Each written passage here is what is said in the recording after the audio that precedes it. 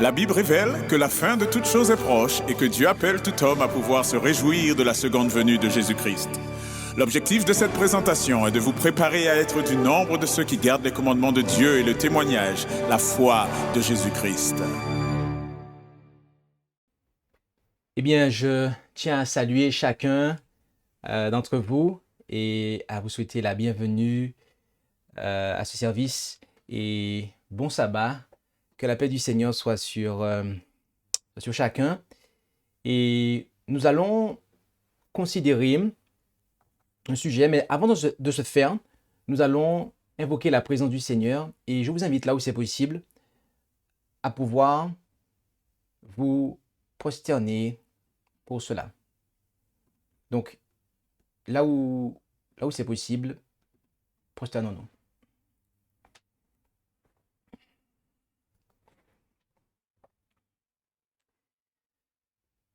Notre Dieu, notre Père Céleste, merci pour ce doux privilège que tu nous accordes de pouvoir nous présenter devant toi.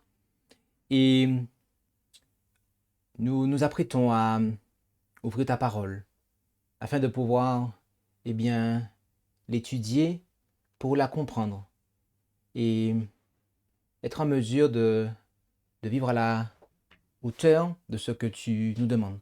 Alors, accorde-nous de ton Saint-Esprit afin que nous soyons capables de discerner et d'appliquer ce que tu as à nous dire. Et c'est dans le beau nom et par les mérites de Jésus que nous t'en prions, Père. Amen.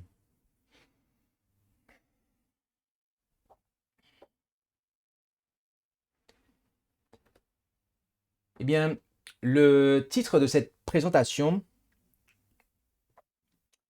est Gog et Magog. Représente-t-il la Russie? Gog et Magog représentent-ils la Russie? Et cette présentation est donnée le 25 juin 2022, alors que cela fait déjà plusieurs semaines que, il y a un conflit en Ukraine qui, oppose la Russie et l'Ukraine. Et donc, face à cela, des questions se sont élevées, car il y a, de ceux qui pensent que Gog et Magog représentent la Russie. Et nous allons répondre à cette interrogation qui est légitime. Et nous allons y répondre en deux temps. Mais j'invite chacun à pouvoir écouter et suivre jusqu'à la fin cette présentation. Car si vous n'écoutez que le début de la présentation, vous risquerez d'avoir une vision erronée du sujet. Donc, suivons jusqu'à la fin. La première chose que nous allons considérer est Genèse, chapitre 10, verset 2. Genèse, chapitre 10, et le verset 2, où nous lisons, et on pourrait même lire à partir du verset 1er, « Voici les descendants des fils de Noé, Sem, Cham ou Cam, et Japheth, auxquels naquirent des enfants après le déluge. Les fils de Japheth sont Gomer, Magog, Madai, Javan, Tubal, Méchec et Tiras. » D'accord? Magog est un petit-fils de Noé. Il est un fils de Japheth, l'un des fils de Noé. Et lorsque nous considérons les descendants de Japheth, nous regardons, nous observons, eh bien, qu'il s'agit là de ceux qui ont peuplé, eh bien, ce qu'on va appeler la partie est de l'Europe, mais aussi la partie sud de l'Asie. Et on nous parle de Magog à nouveau en Ézéchiel 38 du verset 1 à 3, Ézéchiel 38 du verset 1 à 3, dans les termes suivants. La parole de l'Éternel me fut adressée en ces termes. Fils de l'homme, tourne ta face vers Gog, au pays de Magog, vers le prince de Roche, de Méshek et de Tubal, et prophétise contre lui. Amen. Lorsque on lit dans cette portion de l'Écriture, à savoir Ézéchiel 38, mais aussi Ézéchiel 39, on voit que, eh bien, celui dont il est parlé ici, et ce territoire, est situé au nord d'Israël. D'accord? Il est situé au nord d'Israël, car on dit qu'il va attaquer depuis le nord. Et on nous dit que le prince de Roche, de Méshek et de Tubal, d'accord, lorsqu'il doit s'adresser à Gog, d'accord, au pays de Magog, vers le prince de Roche, de Méshek et de Tubal, d'accord. Nous avons dit que les enfants de Japheth, ils ont peuplé la partie est de l'Europe, mais aussi la partie asiatique, notamment au sud, d'accord. Et j'aimerais que l'on puisse considérer l'explication qui nous est apportée par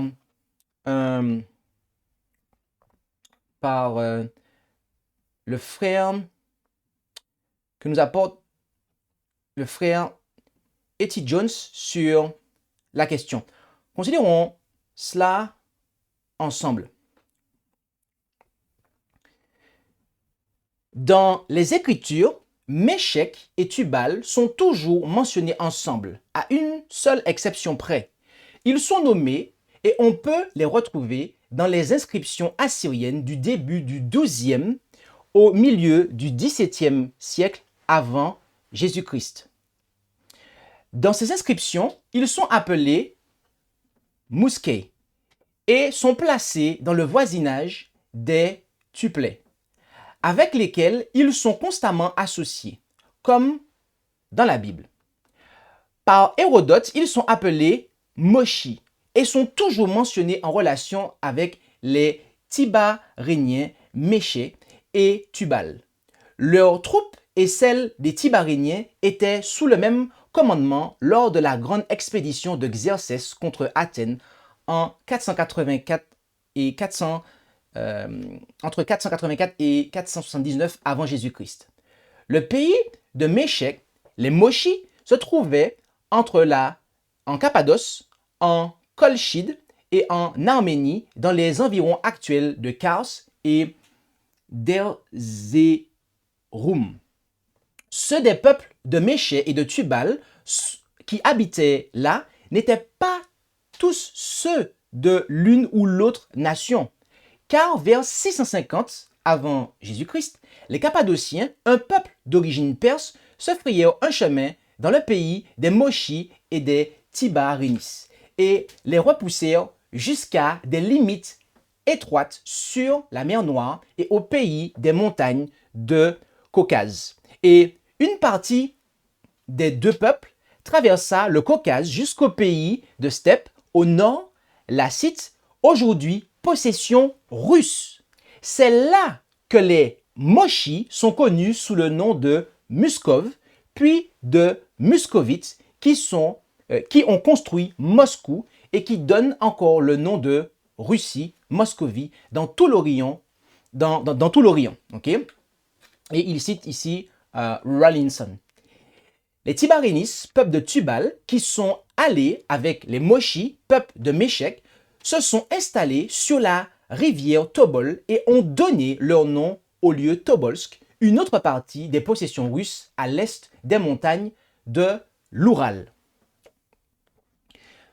Voici ce que le pasteur, ministre de l'Évangile, pionnier, et qui était du vivant des pionniers adventistes, eh bien, a pu écrire concernant le prince de Roche, d'accord, dont on a parlé tout à l'heure.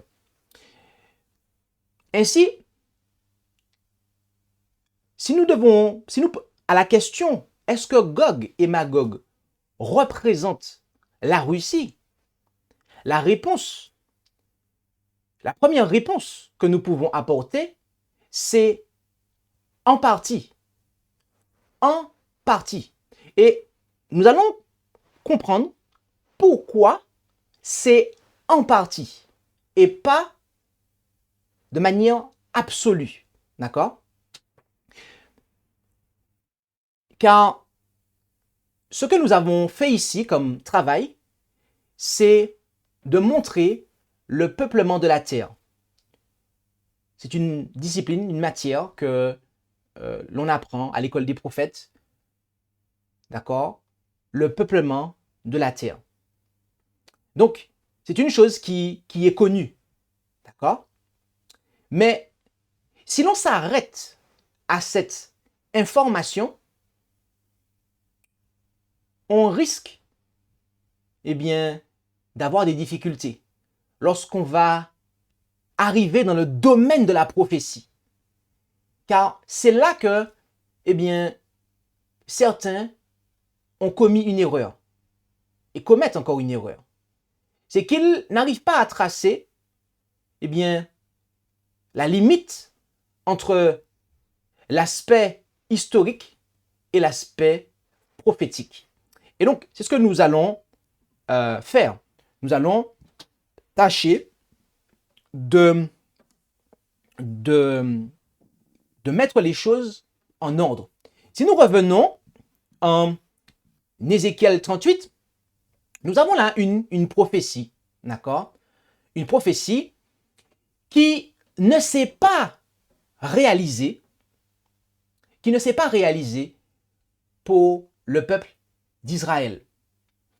Et la raison pour laquelle cette prophétie ne s'est pas réalisée, c'est parce que il s'agissait d'une prophétie conditionnelle. Et je vais reprendre ma phrase pour qu'elle soit correcte et qu'on n'ait pas à me reprendre sur ça.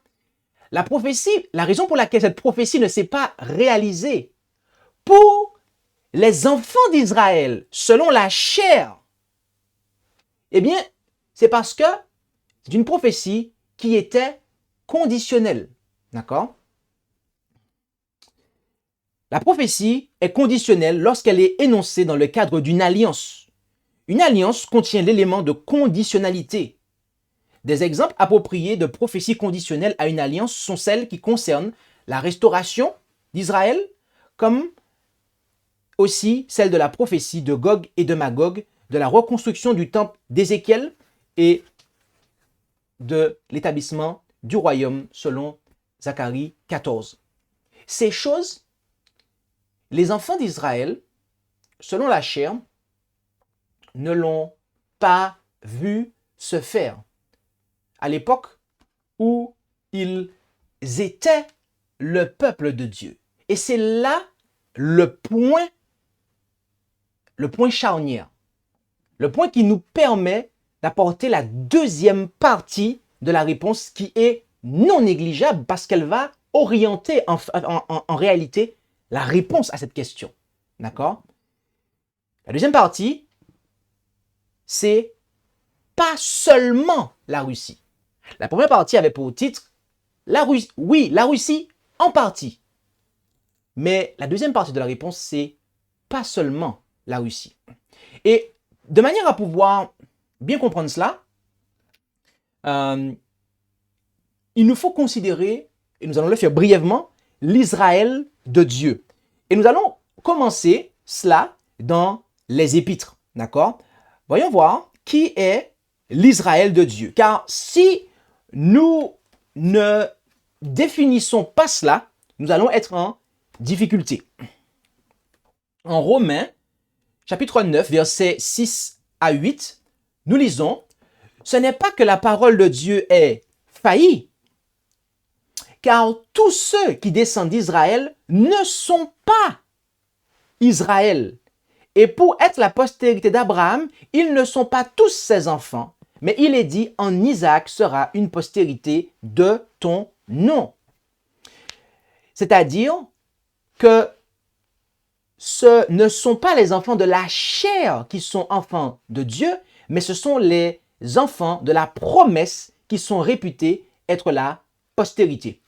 Autrement dit, tous les descendants d'Israël, selon la chair, ne sont pas Israël. Ce sont ceux de la promesse. Et lorsque nous nous rendons en Galates 3, versets 7 à 9, nous lisons là, « Sachez donc que ceux qui ont la foi sont les enfants d'Abraham. Aussi l'Écriture, prévoyant que Dieu justifierait les gentils par la foi, a évangélisé par avance à Abraham en lui disant, « Toutes les nations seront bénies en toi. » C'est pourquoi, c'est pourquoi ceux qui croient sont bénis avec Abraham qui a cru. Donc, ce sont ceux qui ont la foi qui sont israélites, c'est-à-dire enfants d'Abraham, d'accord? Et la foi en qui? Poursuivons au verset 13 jusqu'au verset 16, où nous lisons ici, « Christ nous a rachetés de la malédiction de la loi, quand il a été fait malédiction pour nous, car il est dit, maudit est quiconque est pendu au bois, afin que la bénédiction d'Abraham se répandît sur les gentils par Jésus-Christ et que nous reçussions par la foi l'Esprit qui avait été promis. Frères, je parle à la manière des hommes. Lorsque contrat a été confirmé par un homme, personne ne le casse ou n'y ajoute rien. Or, les promesses ont été faites à Abraham et à sa postérité. Il n'est pas dit à ses postérités comme s'il s'agissait de plusieurs, mais comme d'une seule et à ta postérité qui est Christ. D'accord? Donc, on apprend que Christ est la postérité en fait d'Abraham à qui était destinée la promesse. D'accord? Donc, Jésus-Christ est la postérité d'Abraham en qui ont été faites les promesses. Et quand on continue, quand on va plus loin, et qu'on lit du verset 26 à 29, d'accord? Verset 26 à 29, nous voyons là que « Car vous êtes tous enfants de Dieu par la foi en Jésus-Christ, car vous tous qui avez été baptisés en Christ, vous avez revêtu Christ. Il n'y a plus ni juif ni grec, il n'y a plus ni esclave ni libre, il n'y a plus ni homme ni femme, car vous êtes tous un en Jésus-Christ. Et si vous êtes de Christ, vous êtes donc la postérité d'Abraham et les héritiers selon la promesse. » Oui, bien-aimés, l'Israël de Dieu, eh bien, sont ceux qui ont la foi en Jésus-Christ. L'Israël de Dieu sont ceux qui ont la foi en Jésus-Christ. Et nous avons vu cela dans les Épîtres. Et voyons voir maintenant si cela est confirmé dans la prophétie. Ok? Rendons-nous en Luc 21, verset 24. Et avant de prendre ce passage, j'aimerais contextualiser l'exercice que nous faisons. Nous sommes en train de définir l'identité de l'Israël de Dieu. Pourquoi? Pourquoi? C'est parce que si on a une mauvaise compréhension de l'Israël de Dieu, on aura alors, en définitive, une mauvaise compréhension de Gog et de Magog. C'est pour ça qu'il nous faut définir l'Israël de Dieu. Maintenant, rendons-nous là où est-ce que nous avons indiqué. Luc 21, verset 24, où il est dit « Ils tomberont sous le tranchant de l'épée, dit Jésus, et ils seront amenés captifs parmi toutes les nations. » Là, il se réfère en fait aux Juifs, d'accord, qui sont israélites. et Jérusalem sera foulée par les nations jusqu'à ce que les temps des nations soient accomplis. Donc, notez ici qu'il y a, eh bien, une dispersion d'Israël qui est annoncée. Et après un certain temps, Jésus annonce qu'il y aura le rassemblement. Je reprends. Notez qu'il y a ici une dispersion qui est annoncée. La dispersion aurait lieu aux alentours des années 70, on sait, d'accord? Car en l'an 70, eh bien, Jérusalem a été détruite. Et Jésus dit que après que le temps des nations soit accompli, eh bien, il implique qu'il y aura un rassemblement, d'accord? Un passage qui est intéressant de noter lorsqu'on considère cette prophétie de dispersion et de rassemblement se trouve en Apocalypse 11, versets 1 et 2, où on dit « Alors on me donna un roseau semblable à une verge, et l'ange se présenta et dit « Lève-toi et mesure le temple de Dieu et l'autel et ceux qui y adorent. Mais laisse le parvis extérieur du temple et ne le mesure point, car il a été donné aux gentils, et ils fouleront aux pieds la sainte cité pendant 42 mois. » D'accord? Cette portion de la prophétie biblique, notamment dans l'Apocalypse, eh bien, mérite que l'on s'y arrête, car c'est ce qui va nous permettre de comprendre les paroles que Jésus a annoncées.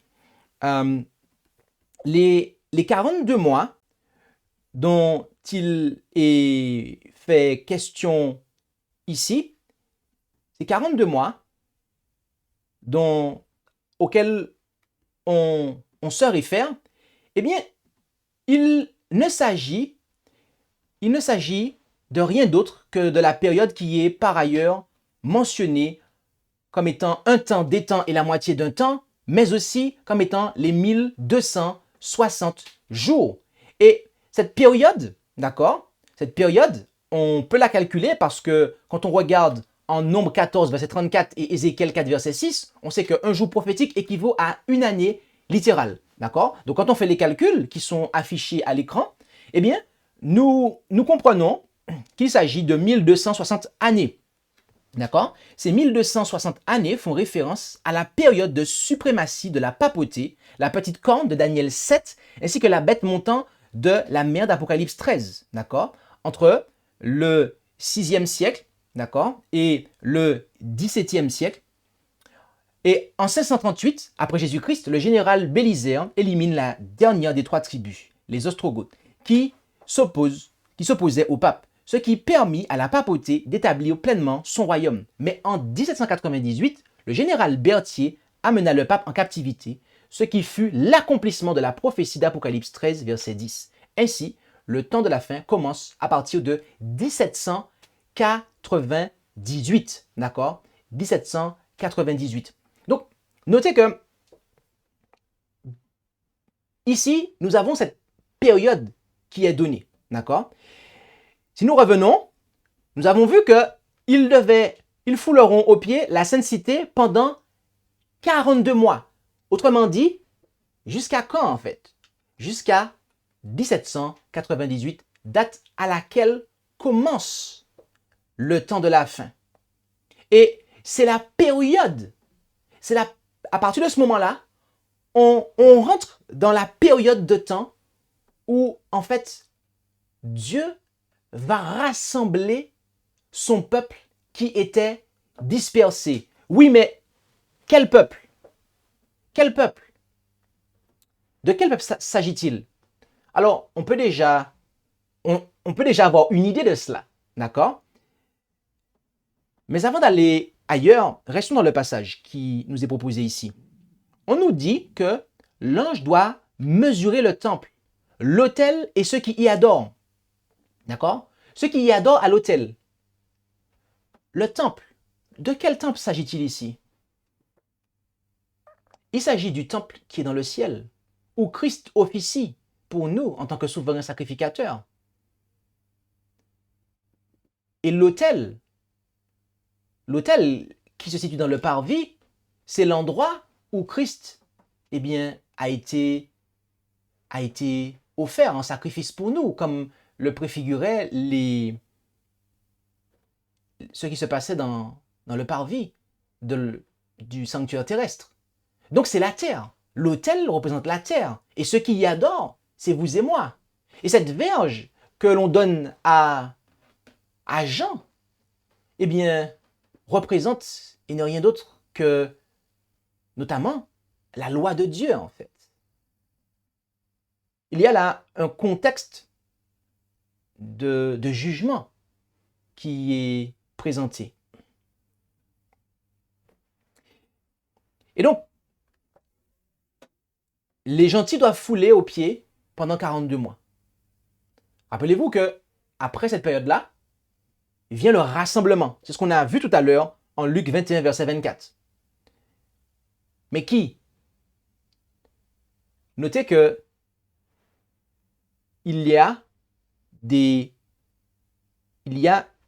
une puissance qui foule aux pieds. D'accord? Une puissance qui foule aux pieds. Et il est dit que on nous parle de la sainte cité. Il devait fouler aux pieds la sainte cité pendant 42 mois. De quoi s'agit-il? De quoi s'agit-il? À quoi faisons-nous allusion ici? Eh bien, pour y répondre, rendons-nous en Daniel 7, Daniel, chapitre 7, et lisons le verset 7 tout d'abord. Après cela, je regardais dans mes visions de la nuit, et voici une quatrième bête terrible et épouvantable et extraordinairement forte. Elle avait de grandes dents de fer, elle mangeait, elle brisait et foulait aux pieds ce qui restait. Elle était différente de toutes les bêtes qui l'avaient précédée, et elle avait 10 cornes. Ok? Et notez le verset 8 maintenant. Je considérais les cornes, et voici une autre petite corne sortie du milieu d'elle, et 3 des premières cornes furent arrachées devant elle. Et voici cette corne avait des yeux comme des yeux d'homme, et une bouche qui proférait de grandes choses. D'accord? Et si l'on considère le verset 25, notez ce qui est foulé aux pieds. Verset 25. Il prononcera des paroles contre le souverain. Il opprimera les saints du souverain et pensera à changer les temps et la loi. Et les saints seront livrés en sa main pendant un temps, des temps et la moitié d'un temps. Tout à l'heure, nous avons vu que les 42 mois correspondent à un temps, des temps et la moitié d'un temps. Et ici, on nous indique la puissance en fait. Et qui est-ce qu'elle opprime? Cette puissance en fait, c'est la papauté, d'accord? C'est la Rome papale qui a persécuté en fait les fidèles chrétiens, d'accord? Qui se cramponnaient à la parole, à l'évangile pur, d'accord? Durant cette période de 1260 années. C'est eux en fait. C'est eux dont il s'agit. Dans la Bible, on se réfère aux fidèles enfants de Dieu comme étant son peuple. D'accord? Donc quand on dit qu'il foulera aux pieds la sainte cité, d'accord? Eh bien, cela fait référence au peuple de Dieu. Cela fait référence au peuple de Dieu. D'accord? Donc, nous avons clarifié l'Israël de Dieu. Nous avons clarifié l'Israël de Dieu. Ce qu'est l'Israël de Dieu. Et ayant clarifié ce qu'est l'Israël de Dieu, à savoir ceux qui ont la foi en Christ, ayant vu cela être confirmé dans la prophétie, d'accord? Ayant vu cela être confirmé dans la prophétie, et il y a un point que nous n'avons pas dit. Nous voulons prendre le temps de le signaler. Notez que le temple qui nous intéresse, depuis que Christ est mort et ressuscité, mais aussi une fois qu'on arrive au temps de la fin, il ne s'agit plus du temple terrestre, en fait. Il n'y a plus de prophéties, en fait, qui font référence à ce temple-là. Parce que la prophétie, les évangiles, les épîtres, aussi bien que l'Apocalypse, font référence au temple qui est dans le ciel. Donc, si nous considérons Ézéchiel 38, où il nous est parlé de Gog, qui va attaquer en fait le peuple de Dieu, la maison d'Israël, comme il est dit, et que nous avons en tête qu'il s'agit, eh bien, d'Israël, le territoire d'Israël à l'heure actuelle, qui est situé sur la terre, nous avons un problème. Nous avons là un sérieux problème. Parce que nous devons alors nous intéresser aussi à la reconstruction du temple, en fait, si la prophétie porte sur le terrestre. Sauf que, comme nous l'avons vu, la prophétie ne porte pas sur le terrestre. Elle ne porte pas sur le temple en question. Ce n'est pas le temple terrestre. C'est le temple qui est céleste. Et ce qui est terrestre, c'est le peuple de Dieu qui est resté sur terre. Christ est monté au ciel, mais son peuple est sur terre. Il est en fait près de l'autel, en fait. Il est sur la terre, dans le parvis, en fait. Tandis que Christ est dans le temple. Donc, nous comprenons qu'il s'agit du peuple de Dieu. Lorsque vous lisez Ézéchiel 37, du verset 1 à 14, comme on va le considérer ensemble, nous voyons les choses suivantes. La main de l'Éternel fut sur moi, et l'Éternel me fit sortir en esprit et me posa au milieu d'une vallée d'ossements, d'une vallée pleine d'ossements. Il me fit passer près d'eux tout autour, et voici, ils étaient en fort grand nombre à la surface de cette vallée, et ils étaient complètement secs. Et il me dit, « Fils de l'homme, ces eaux pourraient-ils revivre ?» Je répondis, « Seigneur éternel, tu le sais. » Alors il me fit prophétiser sur ces eaux et dit-leur, « Ô sec, écoutez la parole de l'Éternel. Ainsi a dit le Seigneur l'Éternel à ces eaux. Voici, je vais faire entrer en vous l'esprit et vous vivrez. Je vous donnerai des nerfs. Je ferai croître sur vous de la chair. Je vous recouvrirai de peau. Je mettrai l'esprit en vous et vous vivrez. Et vous saurez que je suis l'Éternel. » Je prophétisais donc comme il m'avait été commandé. Et dès que j'eus prophétisé, il se fit un bruit. Et voici un mouvement. Et les eaux s'approchèrent les uns des autres. Je regardais et voici, il se forma des nerfs sur eux. Il y crut de la chair. La peau les couvrit, mais il n'y avait point d'esprit en eux. Alors il me dit, prophétise à l'esprit. Fils de l'homme, prophétise et dis à l'esprit. Ainsi a dit le Seigneur, l'Éternel. Esprit, viens des quatre vents et souffle sur ces tués, afin qu'ils revivent. Je prophétisais donc, comme il m'avait été commandé. Et l'esprit entra en eux et ils revécurent et se tinrent sur leurs pieds. C'était une fort grande armée. Et il me dit, fils de l'homme, ces eaux, c'est toute la maison d'Israël. Voici, ils disent, nos eaux sont devenues secs, notre espérance est perdue, c'en est fait de nous. C'est pourquoi prophétise et dis-leur, ainsi a dit le Seigneur l'Éternel, voici, j'ouvrirai vos tombeaux et vous ferez remonter de vos tombeaux, ô mon peuple, et je vous ferai entrer dans le pays d'Israël, et vous saurez que je suis l'Éternel, quand j'ouvrirai vos tombeaux, et que je vous ferai remonter de vos tombeaux, ô mon peuple. Je mettrai en vous mon esprit, et vous vivrez. Je vous placerai dans votre pays, et vous saurez que moi, l'Éternel, j'ai parlé et agi, dit l'Éternel. Notez ce dont il est dit ici. Il y a là, eh bien, une résurrection qui a lieu. Est-ce que cela s'est produit par le passé? Non. Par contre, cela se produit lorsqu'il y a une conversion, lorsque le Seigneur met son esprit en nous.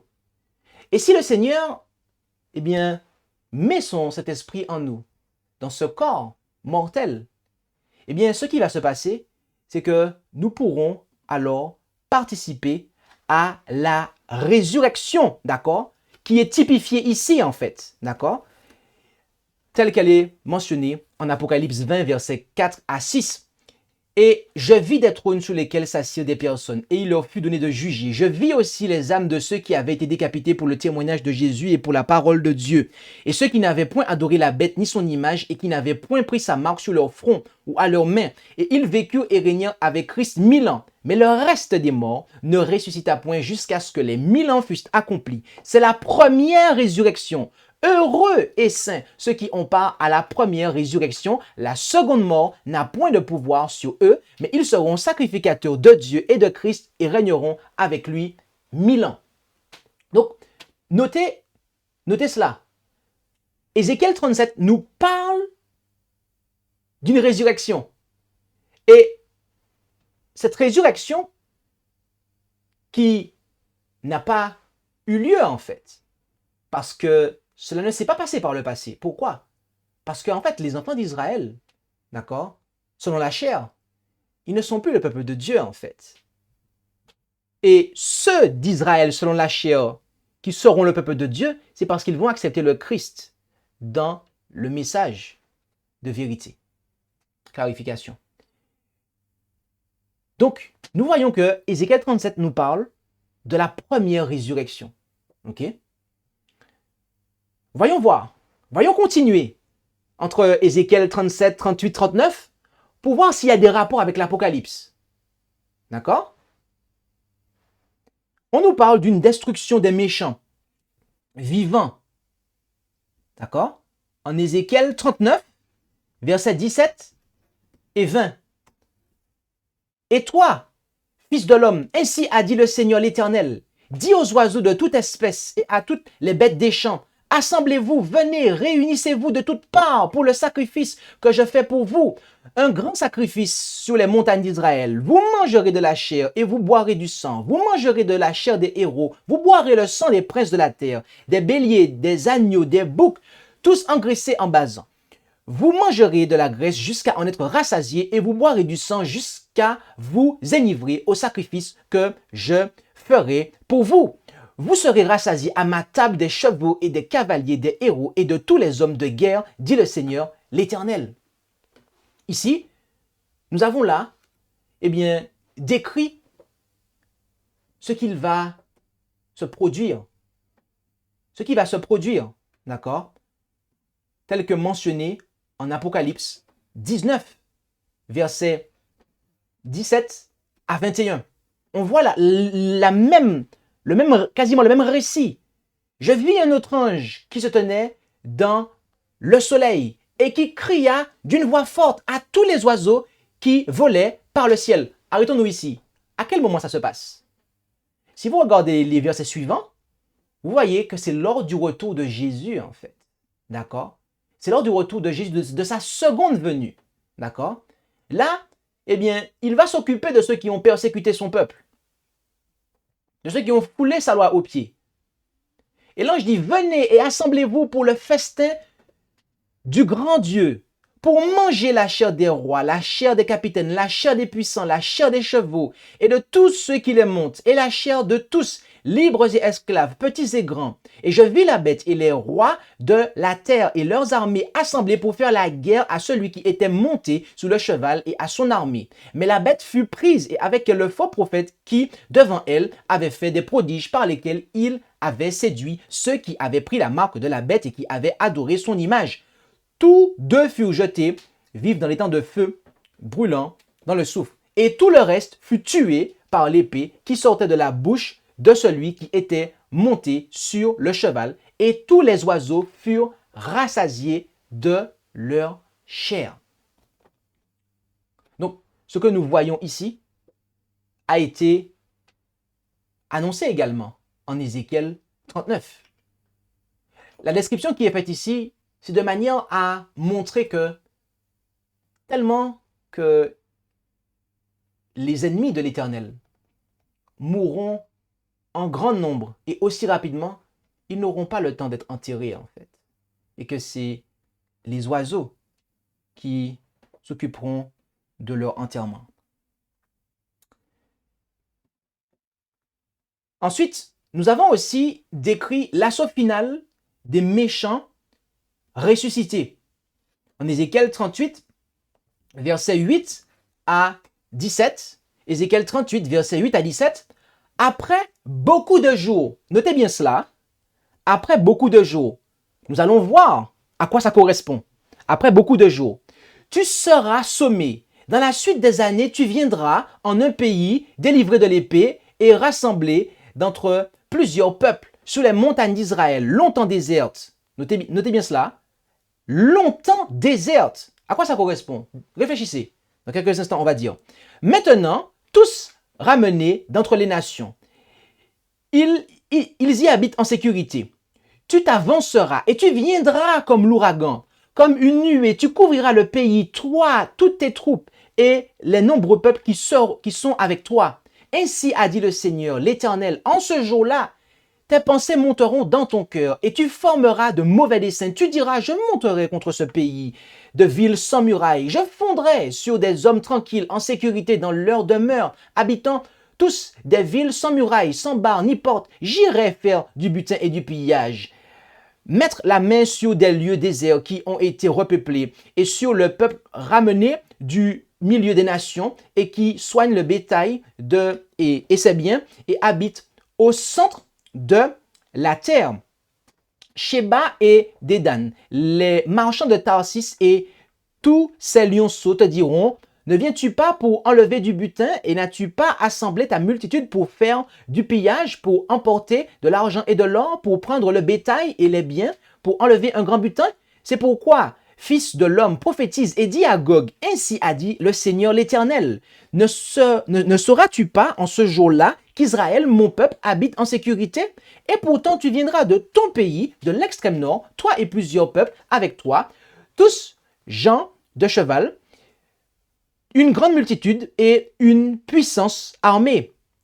Tu monteras contre mon peuple d'Israël, pareil à une nuée qui couvre le pays. Ce sera dans les derniers jours.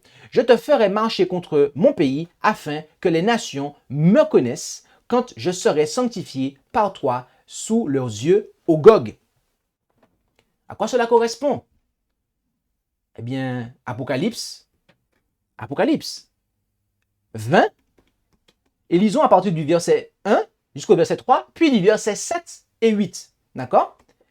Notez cela.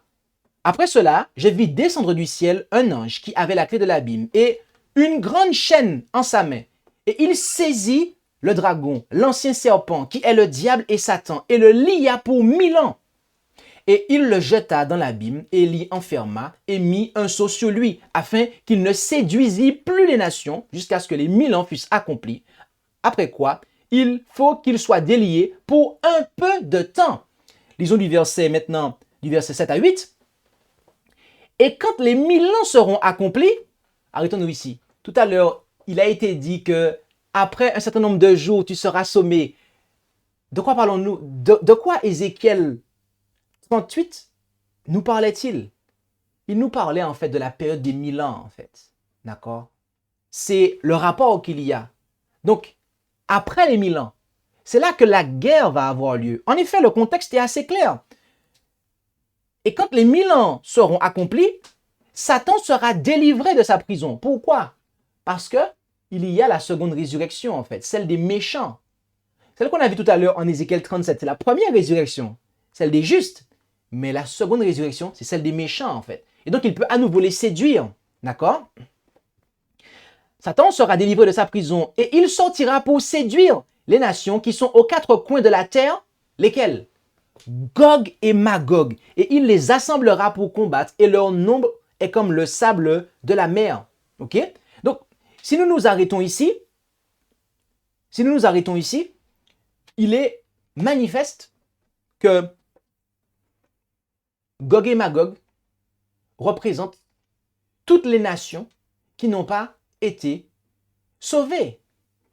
Gog et Magog représentent toutes les nations qui n'ont pas été sauvées, dont la Russie.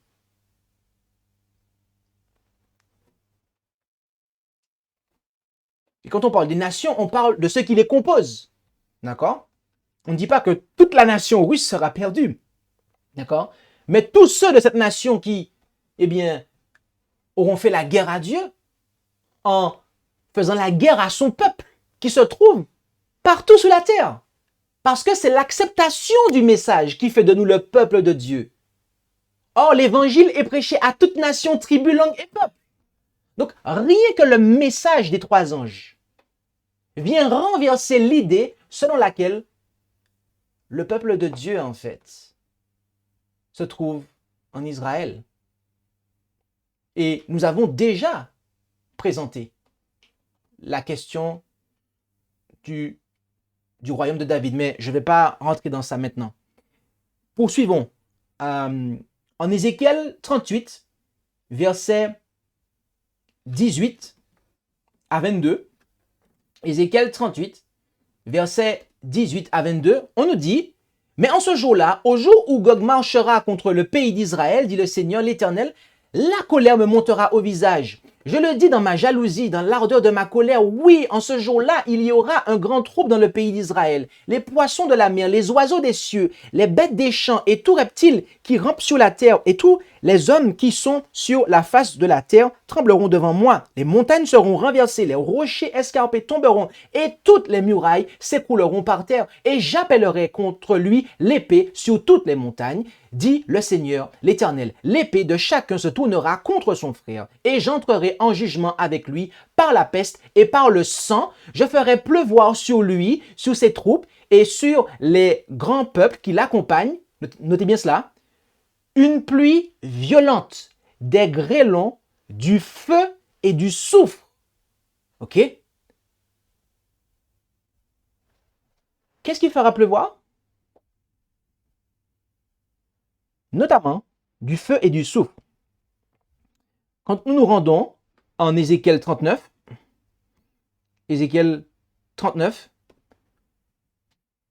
au verset 6, on nous dit « Et j'enverrai le feu dans Magog et parmi ceux qui habitent en sécurité dans les îles, et ils sauront que je suis l'Éternel. » D'accord?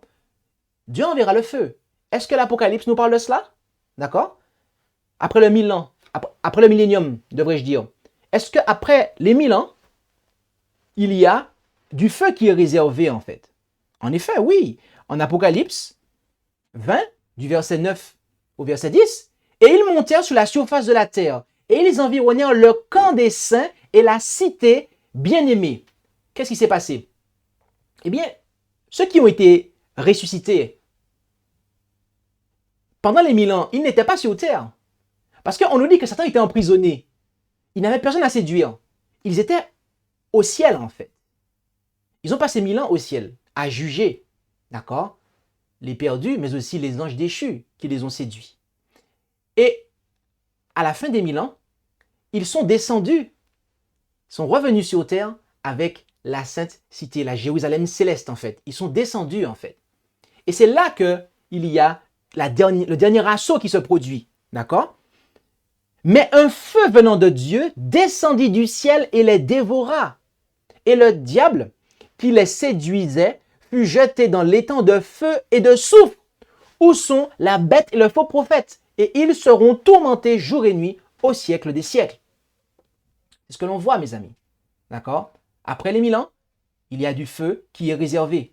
Et on nous parle d'une nouvelle terre. En Ézéchiel 37, versets 21 à 28. « Dis-leur, ainsi a dit le Seigneur l'Éternel, voici, je vais prendre les enfants d'Israël du milieu des nations où ils sont allés. Je les rassemblerai de toutes parts et les ferai rentrer dans leur pays.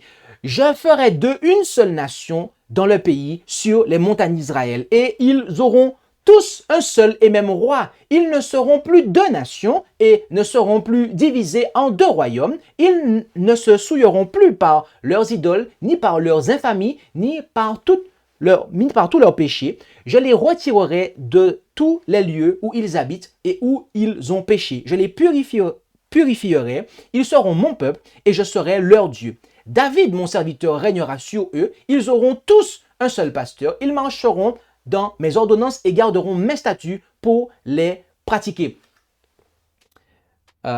Continuons. Ils habiteront dans le pays que j'ai donné à Jacob, mon serviteur, où vos pères ont habité, et ils y habiteront, eux et leurs enfants de leurs enfants à toujours. Et David, mon serviteur, sera leur prince à jamais. Je traiterai avec eux une alliance de paix, et il y aura avec eux une alliance éternelle. Je les établirai et les multiplierai. Je mettrai mon sanctuaire au milieu d'eux pour toujours. Ma demeure sera au milieu d'eux. Je serai leur Dieu et ils seront mon peuple. Et les nations sauront que je suis l'Éternel qui sanctifie Israël lorsque mon sanctuaire sera au milieu d'eux pour toujours. Est-ce que nous voyons cela en Apocalypse? À savoir, eh bien, une possession de la terre, en fait, par le peuple de Dieu. Ok? Oui, on nous parle de cela. On nous parle d'une terre renouvelée en Apocalypse 21. Je vis ensuite un ciel nouveau et une terre nouvelle, car le premier ciel et la première terre avaient disparu.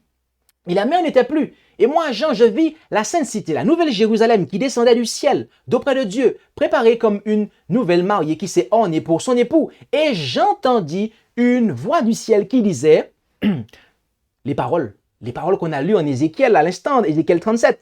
Voici le tabernacle de Dieu avec les hommes, et il habitera avec eux, et ils seront son peuple, et Dieu sera lui-même avec eux, il sera leur Dieu.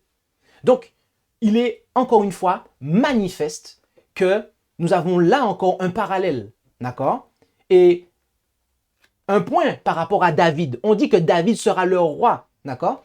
Lorsque on lit l'accueil qui a été fait à Jésus, on dit, on se référait à lui comme devant occuper le trône de David.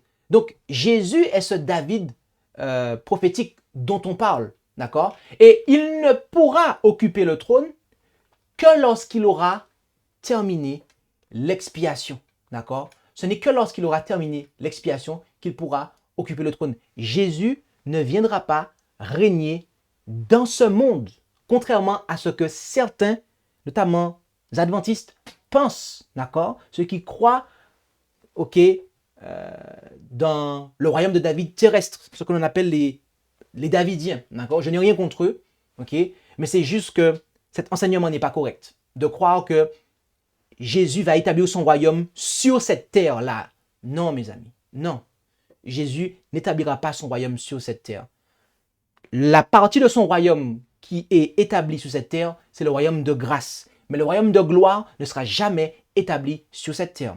Et nous avons fait une présentation sur ça. Le royaume de David et son prophète, nous vous invitons à aller consulter cette présentation sur YouTube si ce n'est pas déjà fait. Faisons un dernier point, d'accord? Mais avant de ce faire, j'aimerais rappeler la série de parallèles que nous venons d'opérer.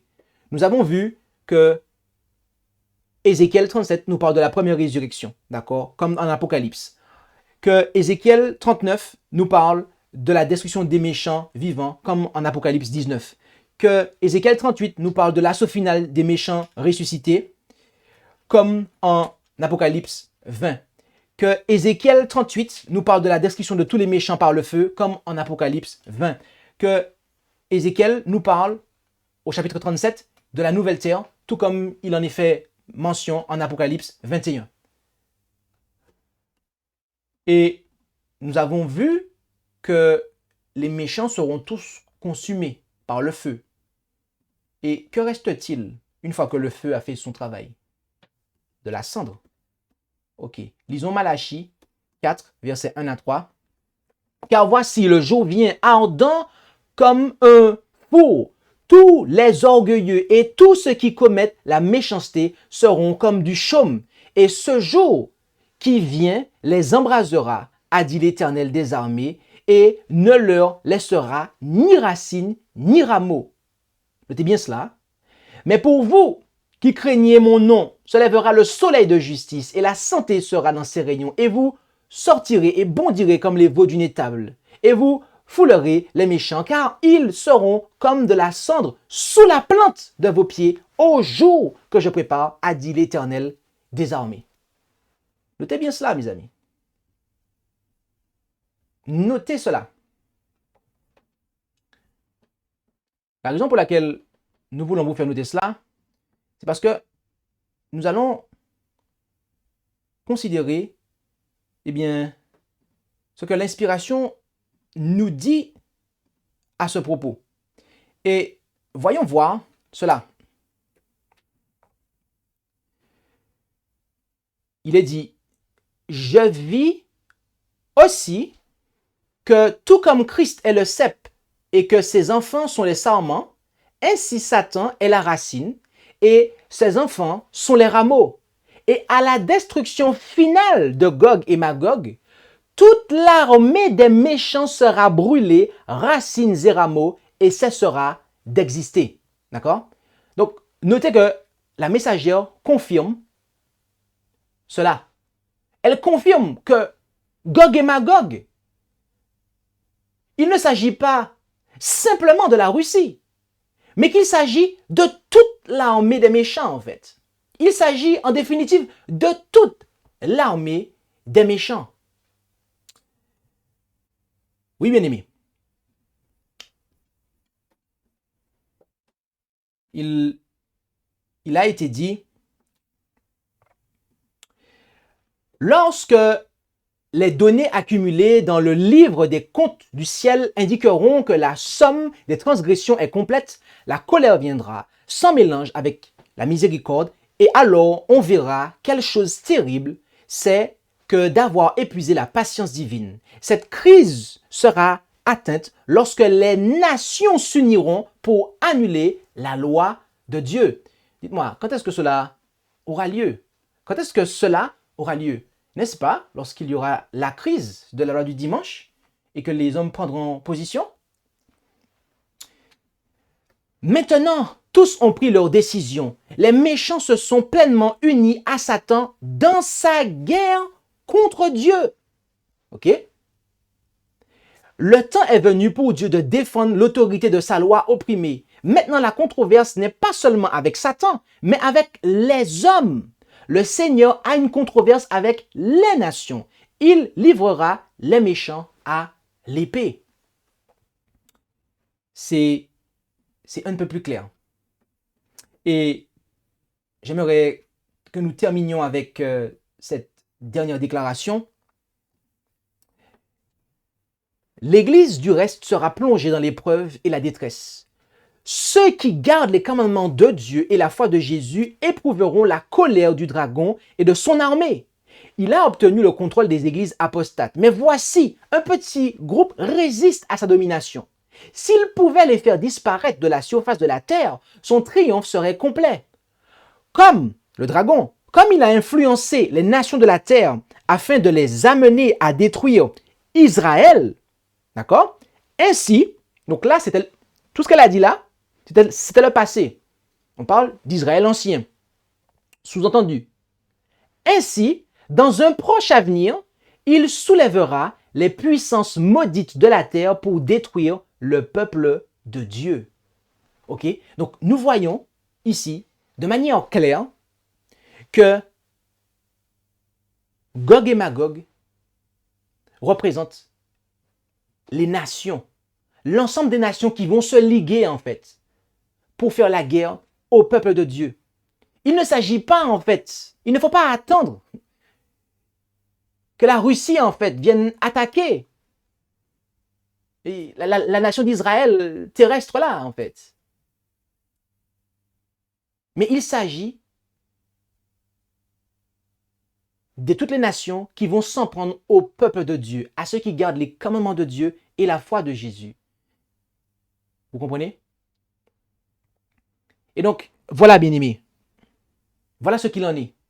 Voilà ce que nous pouvions, eh bien, présenter. Donc, est-ce que la Russie, est-ce que Gog et Magog, est-ce que cela représente-t-il la Russie? D'accord? Eh bien, de manière historique, quand on considère le peuplement de la terre, il y a un rapport, effectivement. Mais de manière prophétique, dans ce qui est devant nous, dans ce qui va se passer, cela ne concerne pas que la Russie. Cela concerne toutes les nations en fait, qui auront rejeté l'évangile. Car le peuple de Dieu, l'Israël de Dieu, qui est foulé, qui a été foulé aux pieds pendant les 1260 jours ou années prophétiques de la suprématie papale, et qui le sera bientôt encore. Il ne s'agit pas d'Israël ancien, mais il s'agit, eh bien, des fidèles chrétiens, des fidèles disciples de Jésus-Christ en fait, qui gardent les commandements de Dieu et la foi de Jésus, qui seront l'objet de la haine de toutes les nations, Gog et Magog. Bien-aimés, puisse le Seigneur nous trouver fidèles, puisse le Seigneur nous trouver, eh bien, en train de nous préparer. Car si nous ne sommes pas prêts, nous ferons partie de Gog et de Magog. Nous ferons partie de Gog et de Magog. Assurément, mes amis. Car si nous ne sommes pas entièrement à Jésus, comme l'était Judas, eh bien, nous finirons par tourner notre veste et par nous joindre aux ennemis de Christ, comme le fit Judas. C'est pour cela, mes amis, que ce n'est pas une petite chose. Ce n'est pas une petite chose. Et donc, plaise à Dieu que nous puissions comprendre l'importance qu'il y a pour nous de faire partie de l'Israël de Dieu en acceptant le Christ. Non pas par une circoncision de notre chair, mais par une circoncision du cœur. De sorte que, eh bien, nous puissions avoir l'Esprit de Dieu en nous et que nous soyons rendus capables de pouvoir garder fidèlement, jusqu'à la fin, les commandements de Dieu et la foi de Jésus. Que Dieu nous bénisse tous. Amen. Amen. Eh bien, je vous invite à pouvoir vous prosterner avec moi là où c'est possible pour la prière finale.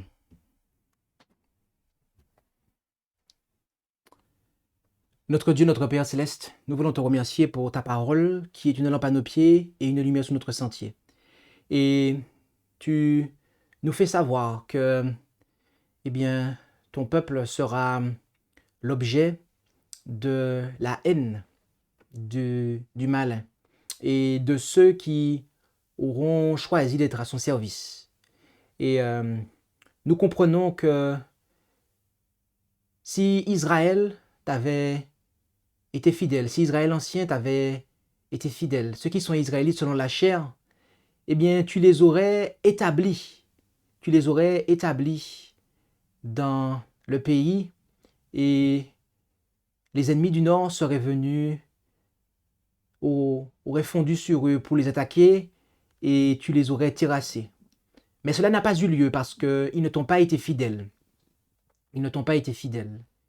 Et ils sont allés dans l'infidélité jusqu'à, eh bien, crucifier ton fils. Après quoi, tu les as dispersés. Et ton peuple a été dispersé. Mais nous savons que ton peuple, ce sont ceux qui ont la foi en Jésus. Et donc, dans cet état de dispersion, l'église du désert a été foulée aux pieds par la papauté, la petite corne.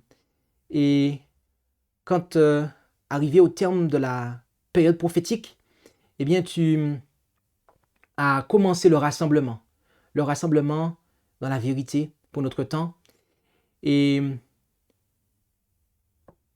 à ce moment-là, tu nous montres que tu nous rappelles que ce qu'il nous faut avoir à l'esprit, eh bien, n'est pas en fait l'Israël ancien, mais l'Israël, eh bien, qui est celui du cœur. Non pas l'Israël selon la chair, mais l'Israël qui a la circoncision du cœur. Et nous comprenons que si nous sommes fidèles à toi, dans l'observation des commandements de Dieu, de la foi de Jésus, eh bien, nous ne serons pas du nombre de Gog et de Magog qui, eh bien, s'évertueront à persécuter ton peuple sous l'inspiration du malin. Alors donne-nous, Père Céleste, de pouvoir comprendre ces choses, afin que nous ne soyons pas induits en erreur, afin que nous ne soyons pas amenés à penser ou à agir d'une façon qui ne correspondrait pas à ta volonté. Mais puissions-nous nous préparer. Puissions-nous maintenant et chaque jour, veiller à te laisser par ton esprit travailler dans nos cœurs pour implanter, pour imprimer ton image, ton caractère, celui de Jésus, afin qu'il puisse nous amener au ciel et que nous puissions être pour toujours avec toi. Bénis chacun d'entre nous, Père Céleste, et c'est en Jésus que nous t'en prions pour ta gloire. Amen. Merci d'avoir écouté cette présentation avec intérêt. Pour plus d'informations, consultez notre site internet lereste.org et suivez-nous sur Facebook ainsi que sur YouTube à @lereste. Vous pouvez aussi nous contacter par email à info@lereste.org ou par téléphone au +33 6 12 60 13 69.